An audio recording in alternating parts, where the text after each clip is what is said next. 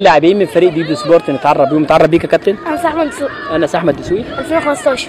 مركزك في الملعب ايه؟ حارس. مهاجم ولا مدافع ولا حارس؟ مرمى. اخر كلام. وريني ايدك كده. هتبقى حارس فعلا. امال ايه مهاجم ومدافع دي؟ كابتن نتعرف بيك. انا اسمي عمر مصطفى الصالح. مالك كام يا كابتن؟ 2016. مركزك في الملعب ايه؟ هجوم. هجوم. كلمونا عن ماتش النهارده يا كابتن. كنتوا بتلعبوا مين والنتيجه خلصت كام؟ كنا بنلعب ماي كوتش وكسبنا 6-0. ما شاء الله. مين اللي سجل 6 ده؟ امير صاحبنا. انت سجلت حاجه؟ لا. ليه؟ عشان حارس. عشان انت حارس. امال اتلخبطت ليه في الاول قلت لي مهاجم ومدافع؟ مين اللي سجل الاهداف؟ صاحبنا اسمه امير دخل جونين، وصاحبنا اسمه مازن دخل جونين، وواحد اسمه محمد ياسر دخل جول. والله. في واحد تاني بس ما نعرفش اسمه. ليه ما نعرفش اسمه؟ مازن. اسمه مازن. اسمه مازن يا عم. مازن. وانت ما سجلتش حاجه النهارده؟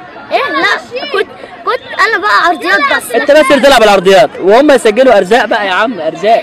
ايه رايك في مشاركتك في بطوله موهبتك؟ انت شايفها ازاي؟